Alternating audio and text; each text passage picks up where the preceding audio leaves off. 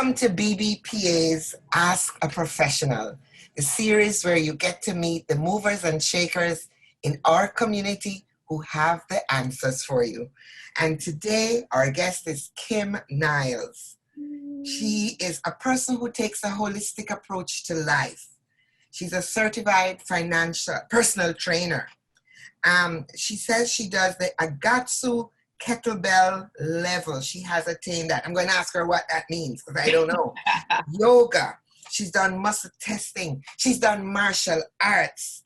And then she went on, she speaks to groups, especially young people, founded the Self-Love Youth Wellness and Empowerment Group.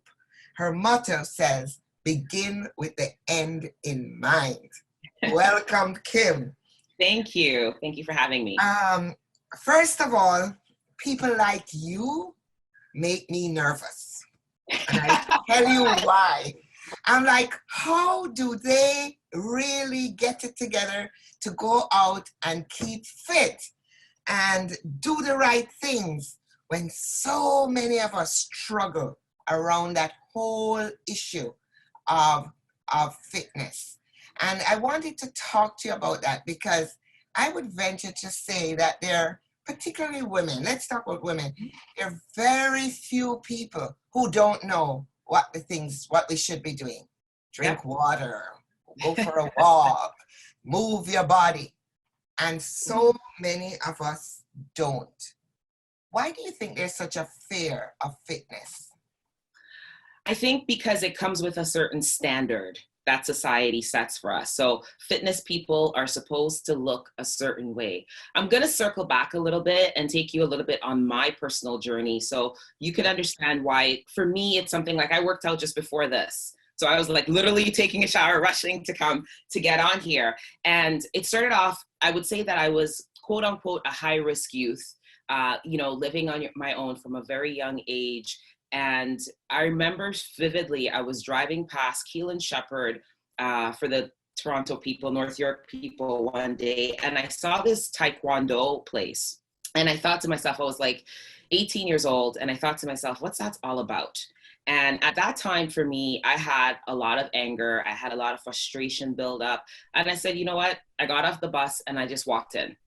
And I said, what is this all about? And then, the jetty at that time, he's like, just try it. Just put your bag down and just try it.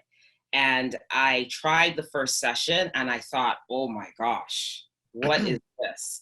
The next day, I was so sore. My body was like shaking. Mind you, in high school, I also did track and field, but I never moved like that before. And just the release that I had. So then I signed up. I got into it and I kept on going and going. And through martial arts, I started to learn a certain level of discipline. But more so than discipline, I started to learn a higher level of respect for myself. And then I started to really tap into myself. And when you start tapping into yourself, then you find out that everything you're looking for on the outside, you already have. And that's what led me down the journey in fitness. And I started doing Krav Maga, which is another level. It's more street fighting for martial arts. I took up, I started learning strength training. And then, believe it or not, I got recruited into the fitness industry.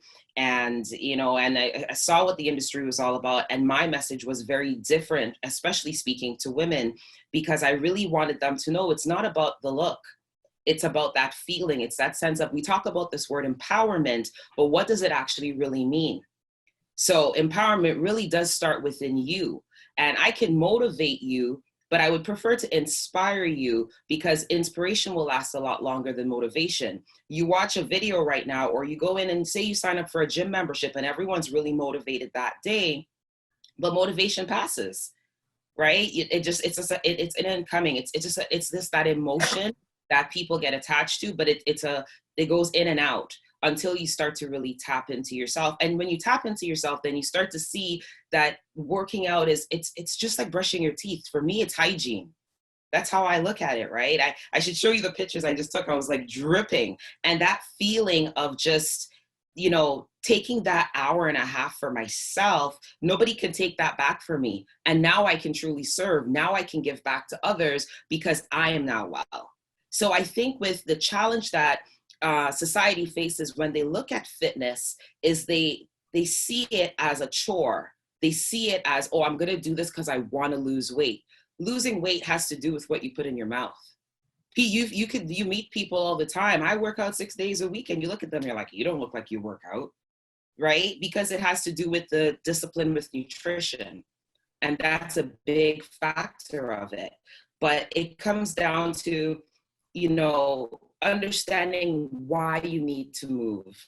Moving is for your mind, it's for your mental health. We have all these discussions these days around mental health, but what is that asking you? It's you having all these different emotions and not being able to feel like you're in control. Well, for me, the simplest medicine I found that gives me control is fitness. Oh, okay. You still haven't answered for me though, this fear of fitness. So you say it's because society wants you to look a certain way. And can I share that I have joined many gyms? I've had a personal trainer. I have gone every day for a whole year and walked. And then one day I stopped. It's not that I don't know that it feels good, even though I never liked it while I was doing it. And yet I just can't move myself to get back into doing what I know is right. And I know lots of my friends are in the same boat. We moan, oh my goodness, everything is hurting. Why am I not doing it? And so I'm asking, appealing, tell me, what can you I have a comment. Go ahead. Go ahead. Hi, Kim. Nice to meet you. Same It's here. because I know Sandra personally, and as you just mentioned, the things she puts in her mouth, it's the things she puts in her mouth. with all respect, we're not talking about weight here. I'm talking about the fear of moving. The fear of knowing that if I go for a walk, I worry that I won't be able to, if I walk 20 minutes, I won't be able to walk 20 minutes back. It's real. It's a real fear. I am opening up and sharing that with you. It's not because I don't know that going for a walk is a good thing. It's the fear. Where do you think this fear comes from? I know I'm not alone with this. I think the fear is, once again, it starts with the expectation. Expectations bring fear, right? So once you start, it's like, once you start on a journey, you're expected to finish it. And a lot of people will start it, but then they don't finish, and then they're embarrassed, and there's a lot of shame that comes with that. That's why people don't like to tell people, oh, I'm starting a new program, I'm starting working out, because then there's all of a sudden an accountability factor that's there. And we do not like to be accountable. Like, it's just, as human, that's just it. We just don't like to be accountable, especially when it comes to something like that. Right. So I think that a lot of the fear that you, and I would ask, what is the experience that you had with your personal trainer? Because a lot of times what happens, sadly, in the fitness industry is that people don't have a lot of good experiences working with trainers, because a lot of, it's an unregulated environment, first of all. And not a lot of trainers actually train people to achieve their personal results. Because once again, they have their own myth as to what clients should do, what they should look like. But very few times a client sits down with the trainer and says, you know what? I have really tight hips. My ankles are tight. When I get up in the morning, my shoulders hurt. How do I fix that? Because that's the first piece of fitness, is wellness. It's not, and unfortunately, we've attached fitness too much to a particular look. Right. And that's the other way why people lose momentum. So I'll tell you how gyms make money. Gyms make money because people sign up and they don't go. On average, right? It's the truth. That's how they make money. It's true. But on average, a gym would probably have 10,000 members. Could you imagine if 10,000 members showed up every day? On average weekly, you're looking at a usage of probably 1,500 to 2,000 members that are using actively every week. And that's on a really good, like, active gym. So the reason for that is you sign up for a membership and you go for 20 days or you go for 30 days. And guess what? After 30 days, if you see no change, this thing's not working. This doesn't make any sense, because I'm not seeing a difference. So if you don't see a quantifiable difference, then all of a sudden it becomes a chore. It becomes like work, and you're not getting paid. So why work out, right? So, and this is why I'm always an advocate at the beginning of any program you're about to start. Get some guidance, sit down, talk to someone, have a map, have a plan for what you're actually going to be doing. It won't always be a physical look that you're going to see, but you may feel better, right? If you feel better, you're going to want to do more. Your fear of potentially wanting to go for a 20-minute walk and could I make the 20 minutes back? Maybe can my body actually do that? So then the goal with someone working with you would be, let's look at your body. Let's see how you're moving. How are your joints? How is your stability? That's what's really important, because that'll help to make you feel more empowered in yourself to go further. So does that answer your question in regards to a little bit? A little bit. I mean, I see my son, it's not about me, but I speak for a lot of people. I think a lot of women who we know that it is the right thing to do. We've heard it, we've done it, but I like to say anybody who could get me fit or help me to change will be a miracle worker, because I have done the everyday walking and did it and felt great. And then one day I said, stop. And I stopped and I can't start again. And I'm like, why is that? Why am I hindering my own wellness? And I know I'm asking you a hard question. But no, but I'll tell you something too. The other thing with fitness, it's a lifestyle. It's not something you just do for an hour and that's it. It's something that everything that you do is impacting your well-being. So, from when you get up, what are you eating? I'll give you a scenario. I say this to my clients all the time. People don't realize they start the first meal of the day with dessert. Bagels, muffins, iced coffee, what else? Donuts, even eggs with waffles and honey. All these different things. You're starting the day with a dessert. So what happens is you spike your insulin level right away, immediately.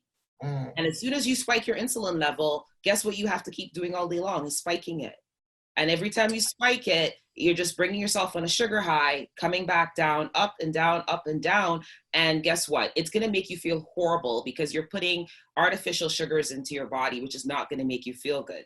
So then let's just say you finish work at 5, you start work at 9 o'clock, you finish at 5 o'clock. By 5 o'clock, how excited are you to do anything else? You're exhausted. You've been having to spike your blood sugar all day long.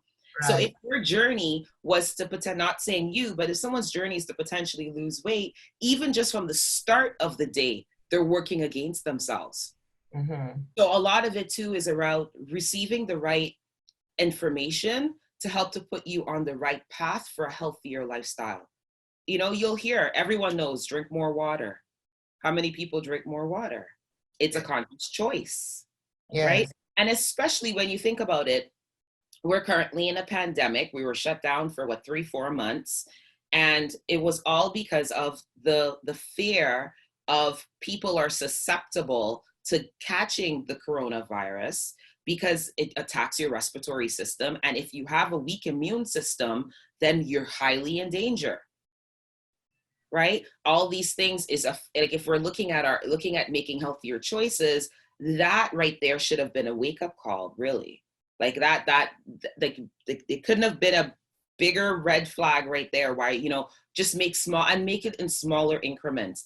Don't start today and say, you know what, Monday, I'm just going to start eating salads. That's what people tend to do. I'm going to eat salads, no more oxtail, no curry goat, no rice and peas. I'm not doing it. And guess what? That's really not realistic. I don't believe in that. I think that doesn't work at all. It doesn't. It doesn't. It just makes you hanker for the things you can't have. Absolutely. Or say you can't have. So no, I don't believe in that. I think when people were, I'm speaking again about myself, somebody who was slim for a long time. So it wasn't until in the mid-30s, early 40s, I started to put on weight. So I always felt I could eat anything, I could do anything. And then, bops, it changed. I think that has been one of the biggest, and I just don't love exercise. I don't like anything. I don't like anything. How is that possible? You've Help tried me everything. understand. Well, I've tried swimming, I've tried bicycling, I don't like games, I don't mind walking, but I don't like it. Have you ever tried it with an accountability partner? Walking. Absolutely. Yeah. Yes, done that, been there. Anyway, it's not about me. I'm just trying to find out. I am sure there are people like me. I tried yoga. I've gone, I said I tried them. I had a wonderful instructor, and he would be at the gym at 6:30, and he'd call. He says, "Are you coming?" And I go, "No." He says, "You've paid me." I said, "So call me tomorrow." And I paid the man. And he would call and he goes, "You're not here." I go, "I know." Oh my So, goodness. have you met people like me before? You know what? Yes, because I think what it is from your younger years, you once again people, and it's a Caribbean thing too, where Yeah, we attach moving to a look. The only reason that you have to move is if you're bigger. That's the reason. If you're slim, you're fine. Like right, people deem you as you're fine. She looks good. She doesn't need to move. But right, that's actually not the case. Some of the most unhealthiest people I've ever met are extremely slim. yes. Oh, And it's important to understand that movement is not just for that look. And that's a lot of where the stigma is that I never had to work for it. You never had to work for it.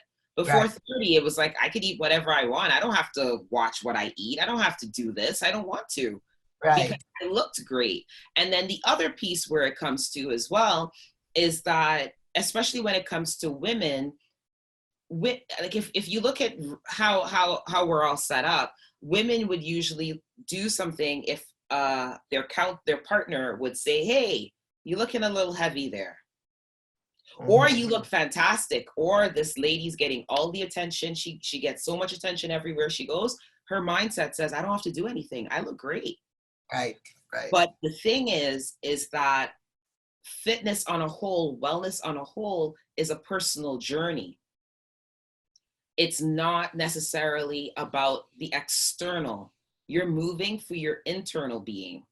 And then you also shine a different light because you've taken care of you, you've taken yourself seriously. And that's the part where it's like we have to kind of change that mentality that the movement portion is not for just the external look to get external validation. right. Yeah, To very be, good point. What do you think? How does it impact your mental health, fitness? oh my gosh, like fitness is for me, it like if I didn't have it, I had an injury last year, and for me it was like I felt like I was going crazy because I was starting to lose momentum in my training, and it was really impacting my mental health because when I train, for me, it helps me to sort things out. It just clears my mind. Not to mention, the happy endorphins that are produced when you work out. The serotonin release in the brain is so essential. And one of the things too for people that have been diagnosed with depression is that they have linked depression to a lack of energy. Well, what's the counterpart to that? Counterpart to lack of energy is moving to create more energy. So, movement has a lot to do with your mental health. Like, as soon as you think about it, anytime you ever feel down, how often do you feel like socializing? How do you feel? You don't feel like interacting. You don't want to be around people. You don't feel like moving at all. Right, So you right, have to force yourself to move, even if it's in a little increment. Working out, the other thing, people sometimes think, I got to invest hours every day into working out. Well, unless it's your full-time job like an athlete, no, you don't. It's about if you start off with 15 minutes, you move to 20 minutes, you move to 30 minutes. It's your own personal journey. But just in those little time frames, those little time blocks that you actually take time out in order to take just time to move your body, move your joints, you'll feel the difference. And then yeah, you continue to build on it. But it starts with that mindset to say, what, I have to take time for me. It would be like waking up every day and saying, what, I don't feel like brushing my teeth, mhm, right? You wouldn't do that. So it's part of hygiene for yourself.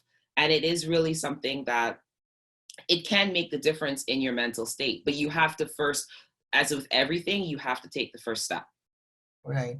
And I would you agree that many times Black women, we're so used to taking care of everybody else, we don't take that time to do that self-care that we I, so desperately need.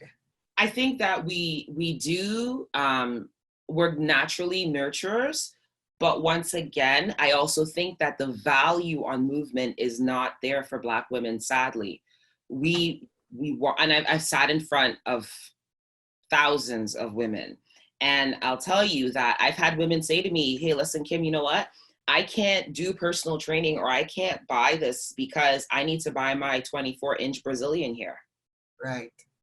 I need to get my nails done weekly. I need to buy this outfit. I need to do this. And those things are all superficial. Those things are all like, think about it. Everything on the external is for validation.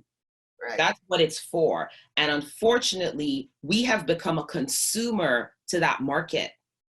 And it's our belief system, and we pass this down generationally as well. I speak in high schools, I go in and these girls are in there brushing out their hair. I'm like, sweetheart, you're gonna give me that brush and we're gonna go move. Because it's like, you're trying to look pretty, but really the most beautiful you could ever be is what you emit from inside. Right. So why are we, we're so concerned about the external, but then we're not working internally on us, which will actually make us better nurturers. We're going to be able to give. You can't pour from an empty cup. And for too long, too many of us have been trying to pour from an empty cup. Right, right. So how would you recommend somebody begin? Not the person who, I'm talking about hardcore need to get that change.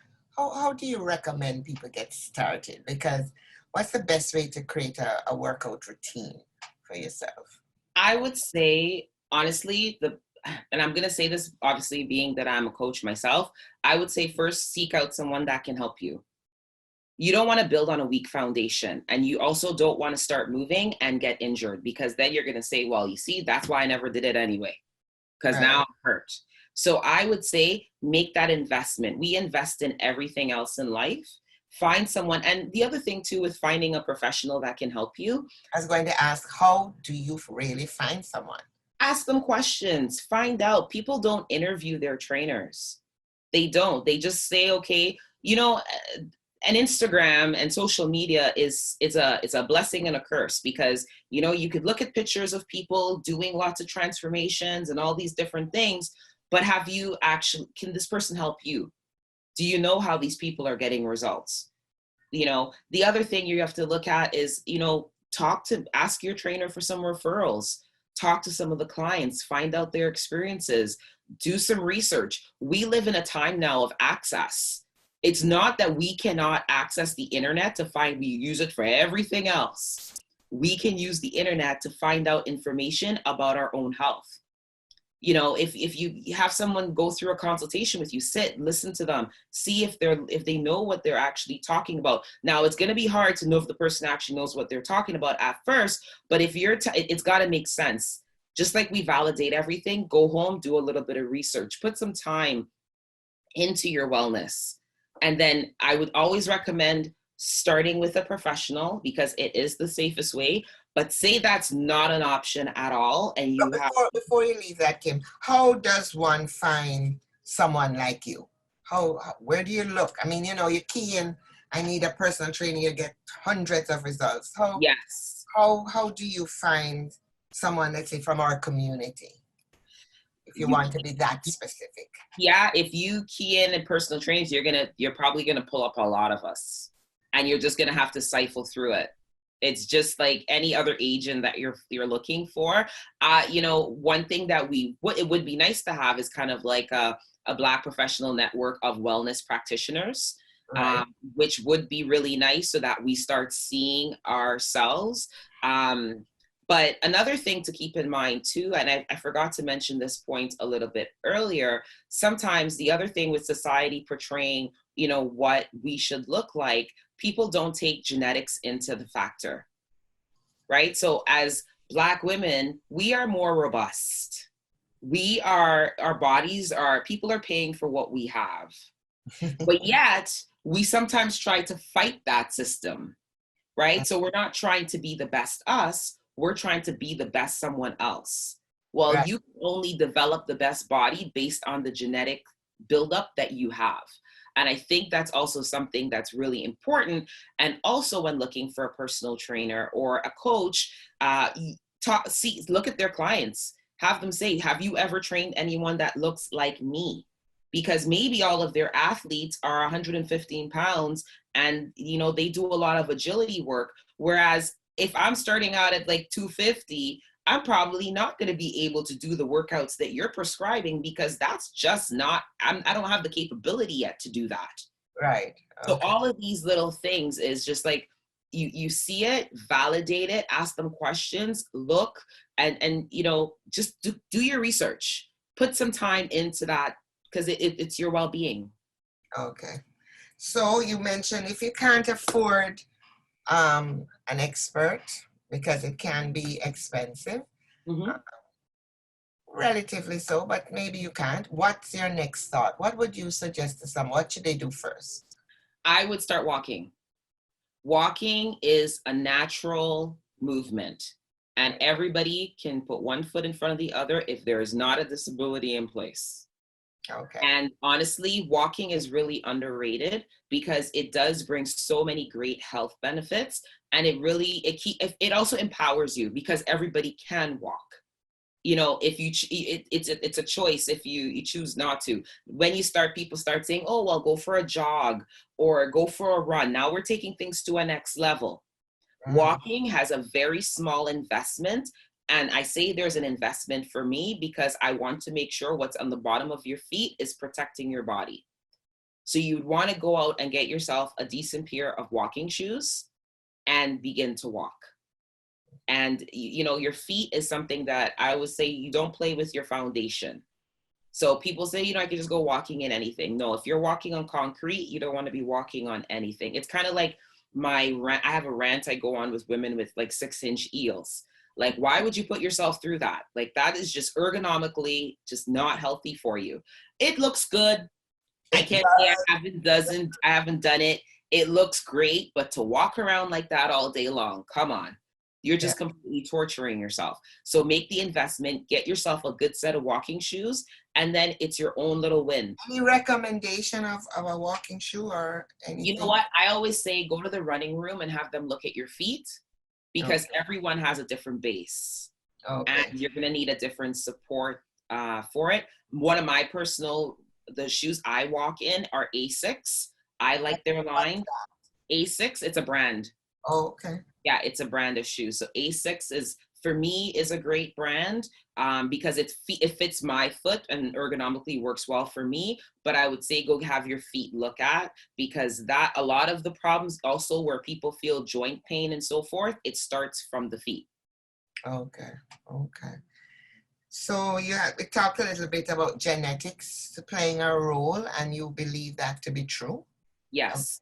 a role in how we look.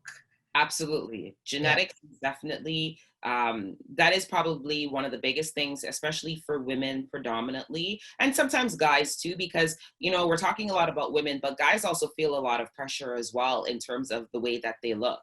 So guys tend to be more slaves to supplementation, such as things like creatine, artificial things that make you look bigger, grow muscle faster.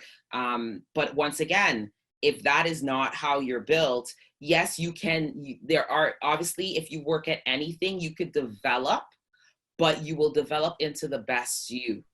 Now, we are blessed once again as Black people that, genetically we have more type 2A muscle fiber, where our muscles are nice and round and robust. We develop muscle really, really well. Hence why, you go back even late 80s, early 90s, you think of a personal trainer, you probably think of a big Black guy, because when that's in the early 80s with all the different, it wasn't MMA at that time, it was like wrestling, and all these guys start getting all riled up and taking all sorts of growth hormones. They started developing more muscle, and it was a big thing. And guys at that time was aspiring to get as big as they can, be as muscular as they can. And obviously Black men had an advantage because we look better.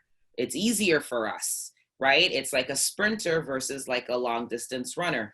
A sprinter, naturally, they usually look a lot thicker. They have more type 2A muscle. Their muscles are just more round and more appealing to the eye. Whereas somebody that's like a long distance runner, they don't have that much muscle mass, because the thing about muscle mass, it takes more oxygen in order to keep it going. If you don't have as much muscle, you can run for hours because, there's not much there to keep fueling. So it's important for us to know that, look at your family. Your parents you look at them and you look at your family history, and you'll see what your body is going to potentially look like. What is your buildup? It's not really hard to figure that out. But then what you can do, if the look is so important to you, is become the best you possible, because that's all that you can do without adding things to yourself. So one of the things with walking that I have heard, and I will ask the expert here, when you're walking, they said for you to really move anything, you should be able to walk at a pace that you can speak but not sing. Is that true? That if you're walking, if you can sing, you're not going as fast or as moving your body. What do you think of that? So that is something called the talk test, where we're able to see how like a level of exertion as to where you are. Now, once again, that's going to an expectation right away. Okay. There's no expectation. All I want you to do is walk. And then guess what? After 2 weeks of walking, you will start walking faster. And then after another 2 weeks, you're going to start walking faster. Then you can look back to week 1, and all of a sudden you've been walking for 6 weeks and you've increased. Right. So it's that competition situation and the standards that are set, where it's like, oh, I have to meet this requirement. No, you don't. You just have to start.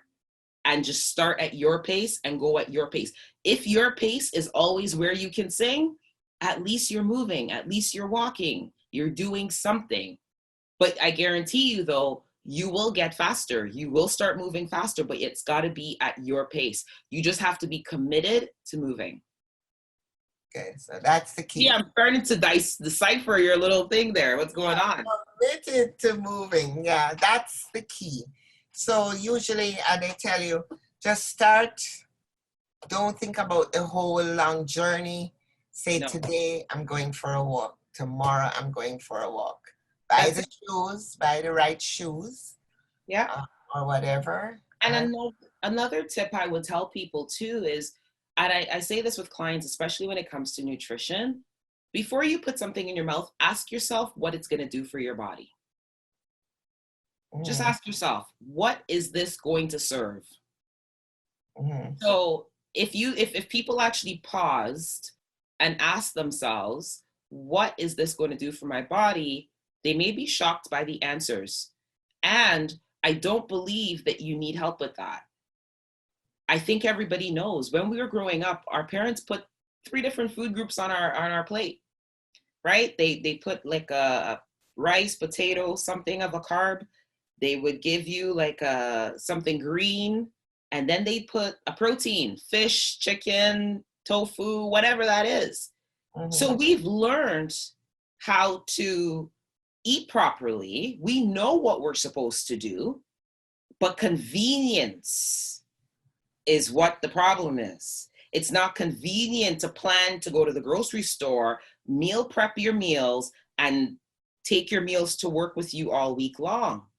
And to be honest with you, when you think of the establishments, they actually really target Black people. And I'll be honest with you. I don't know if you ever noticed, in most Black areas, there's certain establishments that are always there. And they're always there because they know they couldn't show up in certain neighborhoods and make any money. But such as? Chinese food. Like, that's a great example. Like, most Chinese food there's no live enzymes in the food. It's dead food. Live enzymes are basically food. You eat food that are alive. So when it goes into your system, it's able to break down properly. The foods are dead.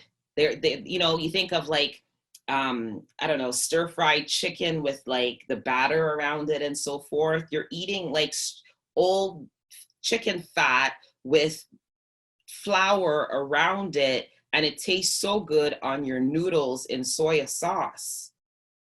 So if you think about like, what am I about to put into my body? Am I not worthy of putting good stuff into me? Then it makes you make a different choice. You stop at Tim Hortons.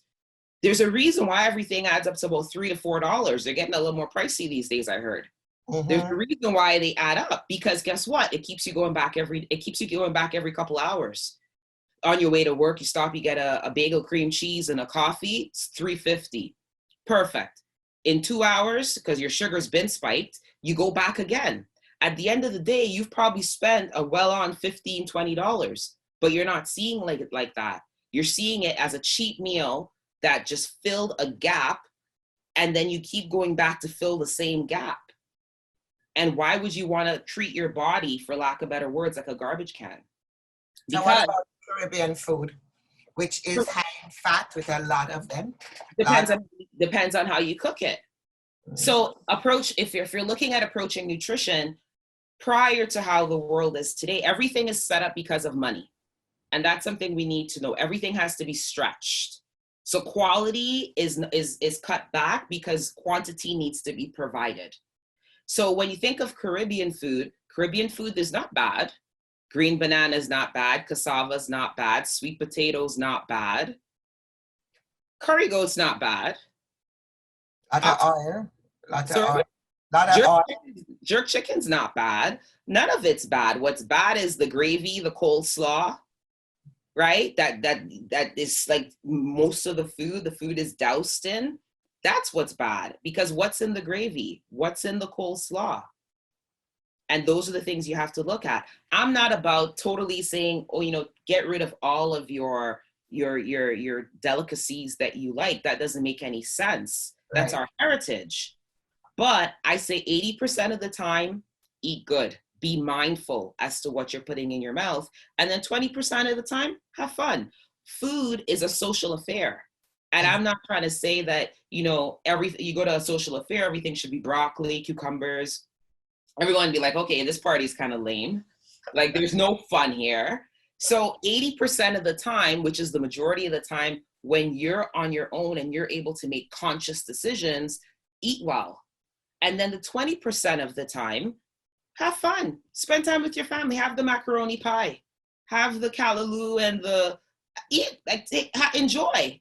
Right? Yeah. But then 80% of the time, make a mindful choice for yourself and be aware. Just before your meal, just think, before you even get there, what is this going to do for my body?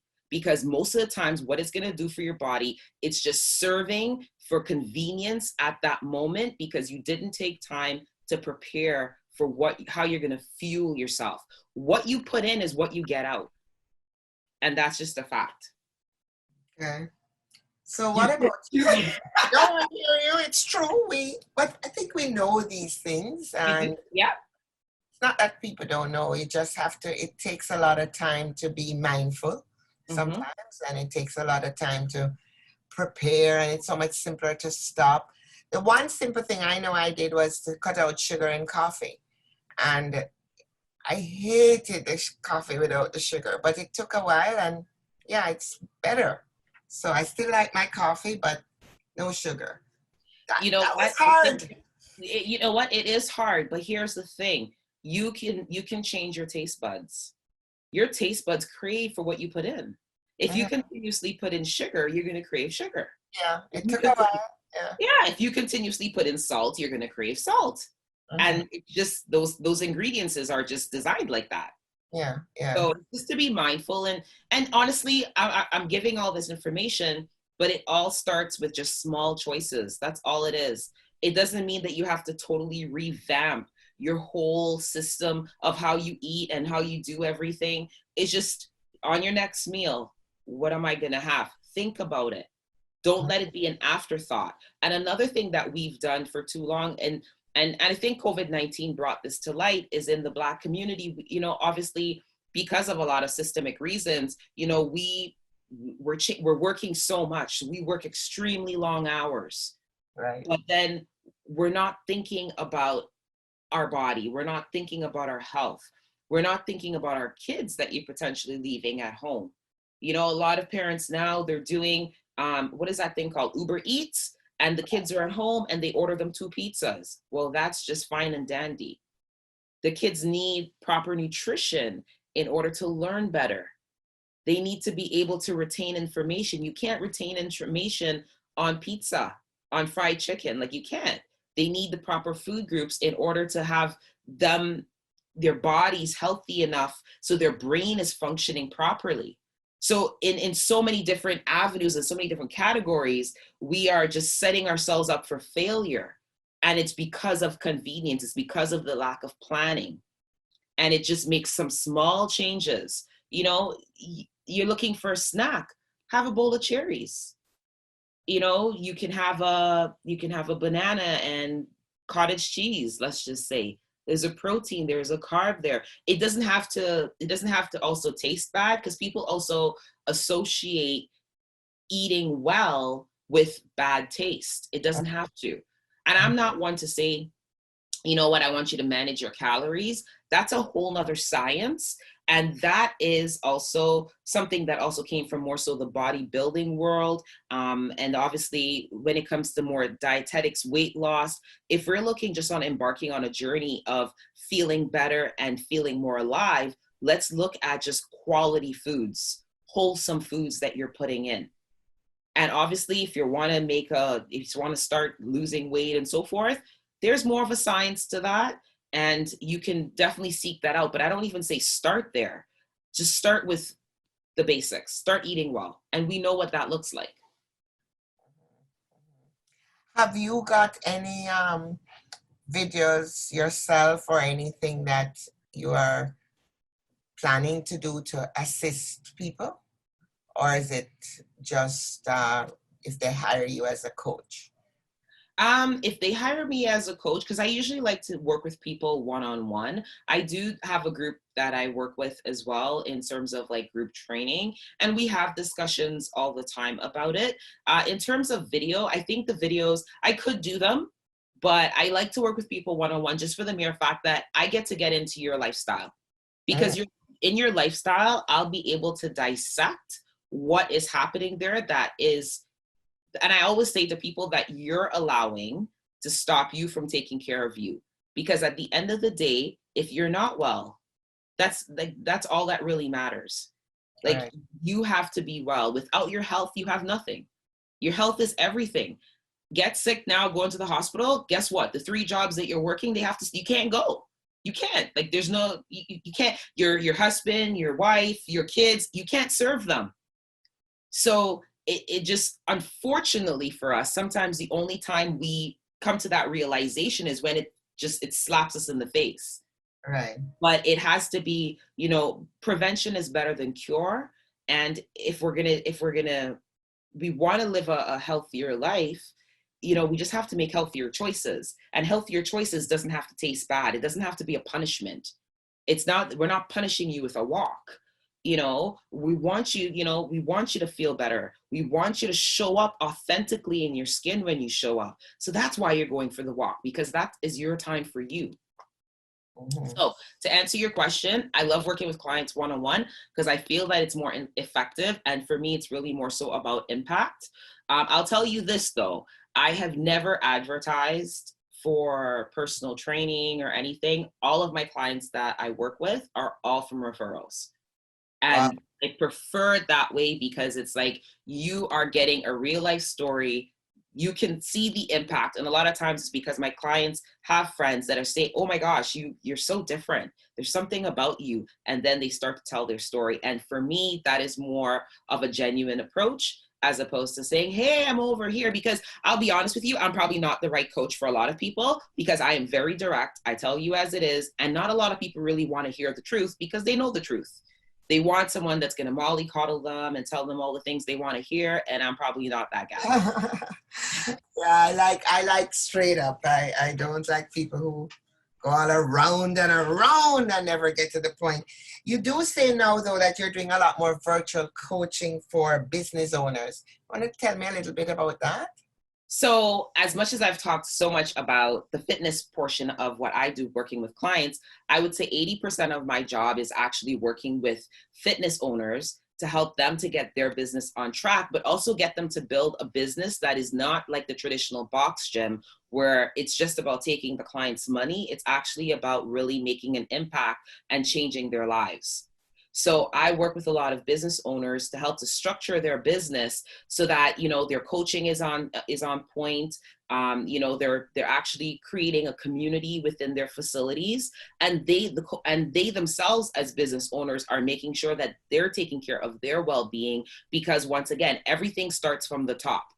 Right? Everything starts in the top and it totally just trickles down. So my role with a lot of I would say CEOs of small businesses is to help to guide them through their business holistically, but also make sure that they're profitable as well. Okay. And you say now that so it's through virtual coaching. It's through virtual coaching, personal training right now. My group training is also through virtual coaching right now as well. And if somebody wanted to get a hold of you, you would not be averse to, even though they weren't referred by a direct. Of course not. Of course not. I would totally be open to working with clients.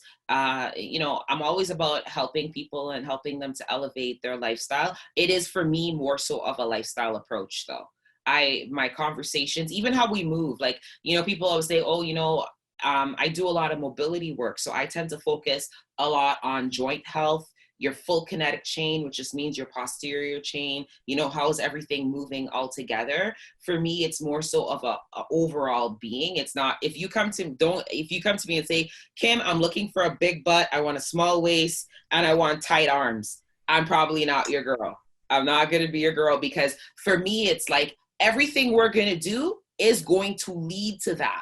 But if your intention is just to have those things, I mean, it's going to be a very short-lived journey, because what you're expecting, I'm going to be speaking a completely different conversation, although my clients do get those things, because I'm about being strong as a being. Mm-hmm. As a Black woman, being strong. That's it. But understanding that strength does not come from, I would say, hiding or pretending, but acknowledging that we have to take that first step. Yeah, absolutely. And like you said, your motto is begin with the end in mind. Tell me what you mean by that. Begin with the end in mind. So begin with the end in mind, for me, is more so, where am I going? Be clear on what the intention is. Why am I embarking on something? And this could be anything, fitness, anything that you're about to do. Because a lot of times people lose momentum and they lose steam, they give up because they lose focus on their why. And that's just it. So if you begin and you say, you know what, I want to be able to climb the CN Tower next April, if they allow it to happen, then you start to work on that. And every time you feel like, you know what, I don't want to do this anymore, you remember what that goal was. You know, it always fuels you. If you think of what the end goal is, it will always refuel you to keep you motivated and keep you going. And it also will help to give you a good head start. But if you just start because, you know what, it would be nice if I did it, but it wasn't concrete, and you didn't really make that commitment to yourself, and you're not intentional, don't start. Don't waste your time. Like, it doesn't make sense. So for me, it's always like, you know what is the end goal? What are you looking to accomplish? Tell me what you want. And I think when people are afraid to say it, because it's just that commitment that and the accountability that goes behind being so specific as to what you're looking to do. Mm-hmm. Many people have said that they don't particularly like doing it when they're doing it, but they love the end result. Do you find that that's true? That a lot of people will say, okay, I know I have to do this, and I make myself do it, but it's the end that I really love. Absolutely. So I'll give you this. So I have a not-for-profit group. It's called Self-Love Youth Wellness and Empowerment. And through self-love, one of the things in working with a lot of young people, they would say to me, you know what, Kim, so when sometimes I just feel like I don't want to do it. And what I did is I developed an online platform called makeyourmark.ca. And makeyourmark.ca is basically a resource center that helps young people to build resiliency. And how do we do that? So we have a section on there called Mavens. Mavens are people within our city that are doing great work, and that are making their mark. But what we do on the show is we focus on their story and not their glory. Because the story is where the sauce is. That's really where people need to my language here now as a storyteller. I love that. That's where the sauce is. That is, because that's what people need. For too long, we've had everyone just sees the end result. They see where someone's gotten to, but then they don't know how they got there. So this platform that I've designed, it helps youth to really, and I do it in classrooms, and we watch shows in there, because I want them to see that it's not as easy. The journey is never easy. I don't think we can talk to anybody unless you were born with a gold spoon in your mouth. And even then, they got a journey too, that there is, when you're doing it, it sucks. When you're doing it almost every other day, sometimes you may feel like giving up, but you can't give up, because every level that you get to, you're going to need another level of resiliency to get there. So to answer that question, yes, it sucks when you're doing it. And that's actually something I'm really passionate about making sure our young people know, so that they don't give up on their journey. Because it may seem hard, and especially when you're doing it, you feel like your back is against the wall, like, why me? Everyone else doesn't feel like this. But what we don't do a lot of, especially in our community, is we don't talk about our journey. We don't talk about it. We just want to show people, hey, this is what I got. But they don't see the blood, sweat, and tears of how you got it. So, But I think you need to have that for women, not just for young people. You know what? Anybody can access it. So it's online. What's it called? Make Your Mark. So MakeYourMark.ca. Make Your Mark. Okay. MakeYourMark.ca. Anybody can honestly go on. To be honest with you, we do have a lot of adults that do watch the show. The show intentionally was done for classrooms, but it's a free platform. Anybody can go on and check it out. And we've got some really good professionals on there that really shared their story, and they really opened up. And, you know, people that people potentially see on TV and so forth. And they're like, wow, is that really true? Is that like, yeah, so you're not the only one. If anything, we've actually done a great job up until now helping to pave the path so that things are easier for you. Prior coming up, there was no internet. There weren't all these resources that you guys all have now that make it a lot easier for access. Yeah, I like that, the stories where the sauce is, because I also teach storytelling with leadership to young people, and it starts with your story. It does. It has to start with your story, and we all have stories. I mean, we all have stories around fitness. I have a lot. And I know I still have lots of work to do, but you have so inspired. Kim, I'm really very pleased to have met you. And any final words that you'd like to say to particularly women? And I focus on women because I think we put a lot of pressure on ourselves, and we have a lot of other things in our lives, and sometimes we just don't take that extra time. Give us that final word for what you're saying to us one more time. You have everything that you're looking for. Your power is within. Tap into it and be selfish. Be selfish. If it means you got to leave the kids with their cousin or whoever for you to take that hour for yourself, do it. But take the hour to tap into you, to move your body. Become conscious on your decisions. You know, I talked a lot today about decisions around fitness and wellness, but to be honest with you, all of those decisions and choices that you make with yourself, it trickles into your family and into your life. If you start making better choices for you, you're going to start making better life choices. And it does start with you. And I do this all the time. Start with the thumb going towards you. It starts here. In any situation that you're in, if you know the beginning, you're going to know the end. And a lot of women know what I mean when I say that. If you know the beginning, you're going to know the end. Because we tend to do this at the end, when in actuality, we should have done this at the beginning. And we should have tapped into what we were looking for before we went to do this. True. That's my final word. Well, thank you so very much, Kim Niles. Your words were very inspiring, and wish you continued success with all that you work on, and keep up with the kids because they need people like you. Thank you so very, very much. So I want to let everyone know, coming up next week in our Ask a Professional, we want you to meet Efua Kabina. And she is in family law, and she's going to be talking about family law in the new normal. So we look forward to seeing you on Wednesday, July the 15th at 12. And once again, congratulations to the BBPA for having this series, Ask a Professional. Thank you.